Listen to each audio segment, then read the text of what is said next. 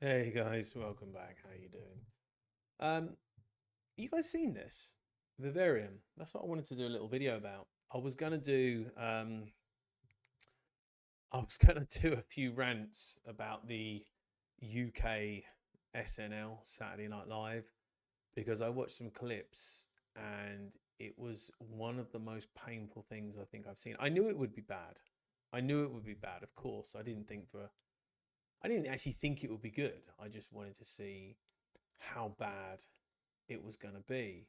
And yeah, it exceeded my expectations of how bad it was. It was actually worse, I think, than I expected. Just painfully, painfully unfunny.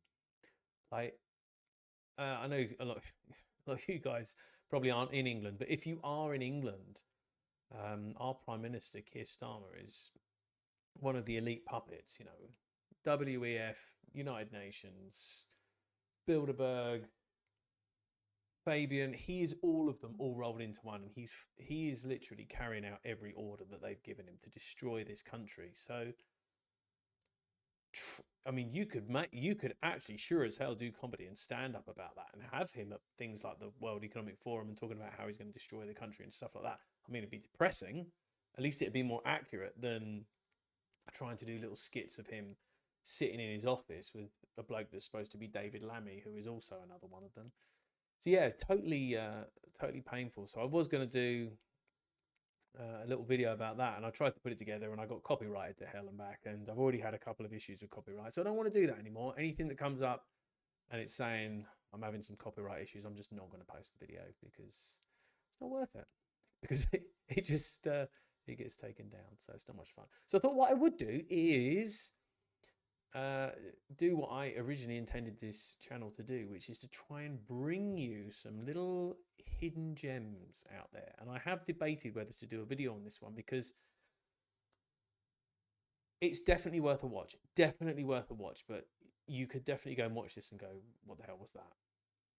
But if you like a little bit of, I mean, I want to say indie, but where you can see Jesse Eisenberg's in it, and he's hardly an indie actor. Jesse Eisenberg, I'm not particularly a massive fan. I don't hate the guy or anything. I'm just, just not a fan. He's kind of all right in this. She's all right as well. They're a little bit annoying. So anyway, what is this about? Um, I will do a few little spoilers, but I'll give you very clear warning before I do. But this is interesting, definitely interesting. I feel like there's so much more they could have done with this. I feel like they just scratched the surface. But essentially, you've got our characters. There's really only these two in it, and let's say one other. Um, and there's a little bit of chat at the beginning. The film kicks off pretty quickly. They go into an estate agent's, and the guy in there is very weird. Very weird straight away. And most people will probably be walking out there. But yeah, he's a bit of an oddball. So he tells them about this housing development and says, come with me now. I'll go and show you. So he takes them to this housing development, and I'd like to say most people would go into it and leave. However, looking at what they're doing in this country, some of the housing developments, it actually doesn't look that much different from this one, in which all the house, like, it's identical. It's like a mirror image of houses. So they go into this estate, they're looking around this house. It's all a bit weird. Everything's a bit strange, and they're chatting away and they're talking when they notice that the estate agent guy has just disappeared. So they're like, "This is weird. Let's get out of there." And they try to leave, and it seems no matter what direction they go in, wherever they go, it's just an endless sea of the same house, and they just keep ending back up at their house, this one that he showed them. So yeah, it's all a bit strange, and they're trying to figure out what the hell's going on. They end up staying the night, and they can't get out of there. They're completely stuck there. They try having a look around to see if they can see the way out, but whatever they try, it just leads them back. He even tries setting fire to the house at one point, but it just comes back. So they kind of accept their fate and try and live there. They get strange things happen. They get food packages delivered to them, really strange stuff, and they're living in this house. then things start to get interesting.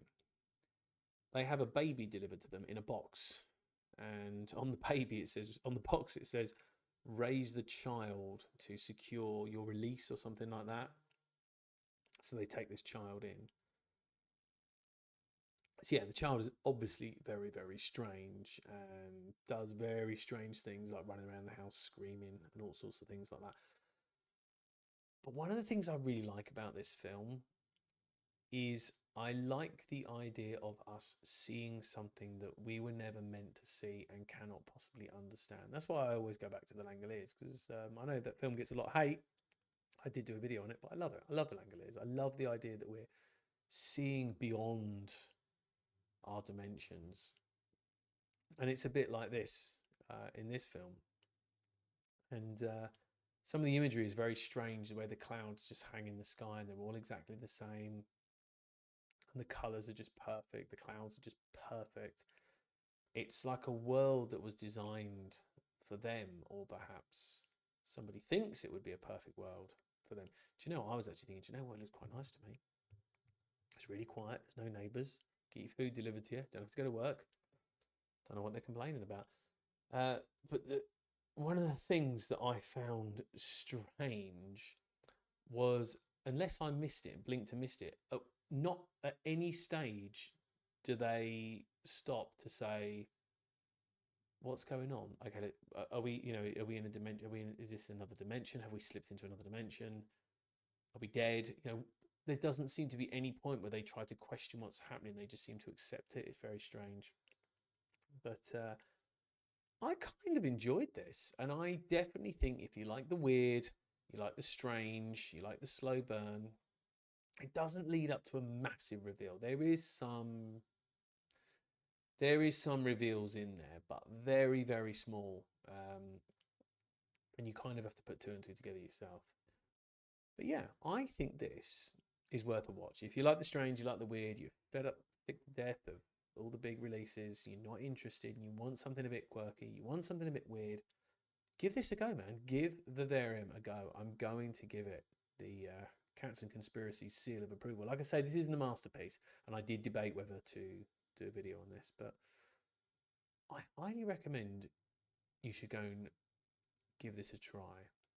All right, guys. I'm going to slip into a couple of spoilers now, so I should give you fair warning.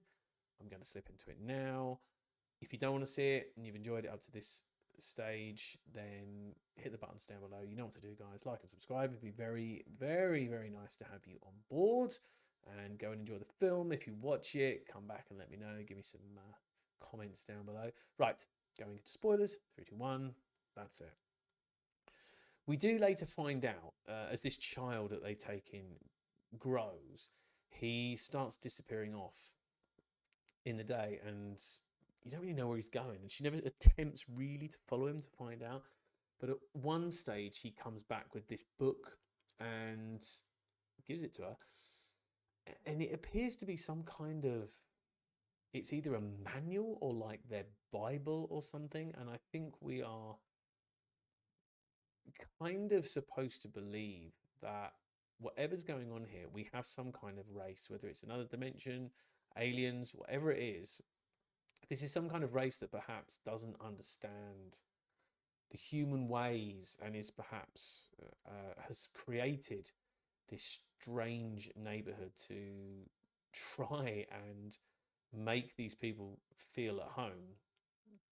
And it's not quite right, obviously. It's their interpretation of it. But this book that this kid comes back with when he's kind of fully grown, it's got some really strange. There's a load of all the language in it is alien. It's like an alien language, so you can't make out what it says. But there's a couple of pictures in there of what perhaps represents their race. There is a picture of what looks like a man and a woman and the child in between them. And above it, looks like there's a description of like sperm and eggs or something. And you can see, looks like the eggs go together, the sperm goes together, whatever. It's kind of hard to tell. But perhaps it's their way of trying to understand it or something. But there are some answers in there. And I feel like they could have done so much more with this book, because there's a few points where you see the kid watching the TV, and it's like just this weird liquidy black and white images on the TV, proper creepy. But in the book, there are images of what's on the TV, so it obviously means something. It's a communication. It's telling him something. And I do feel like we could have explored that a hell of a lot more. But the understanding I'm getting is they're using humans to raise their own race from children to perhaps try and blend in with the world, try and fit in with the world. Um, but wherever this place exists, it must be in some kind of other dimension.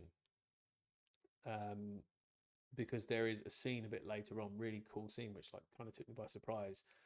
She goes to attack the guy, the kid, who is now adult, because she's just had enough. And the kid sort of like hisses at her, like kind of freaky. And he runs over to the pavement or the sidewalk for you guys, and he just kind of like just lifts it up and like crawls underneath it and just disappears off. And she looks in there and sees like everything's like even more weird than it is in the world she's in, and then she slips into this hole as well, and she's in like some kind of other dimensional level as well. It's like there's lots of these other dimensions where they're using people to raise these kids, and she gets a glimpse of other people that are raising kids and what it's doing to them. It's seriously messing them up. Um, so yeah, and again, I think they could have done so much more with that as well. Like, just feel that's what I feel like. This film just scratched the surface. But as you can see, there's a lot to talk about, and I think there's a lot you can interpret from this as well. And I think there's a lot more answers. I just haven't heard anybody talking about this film. No one's recommended it to me. I haven't seen anything on it. It just popped up, and I thought that looked weird. Therefore, I'm interested. So I highly urge you to go and give it a try, guys. See what you think about it. And if you think it's boring, hey, that's on me. But if not, come back, say, Paul, you're amazing. We love you. And thank you for bringing this film into our drab lives. And they are now that much brighter because of you. That I would love. But there you go, guys. I'll cut it off there. It's good to see you all. And like I say, hit the buttons, like and subscribe. You know what to do, guys. And until next time, take it easy. See you again soon. Bye bye.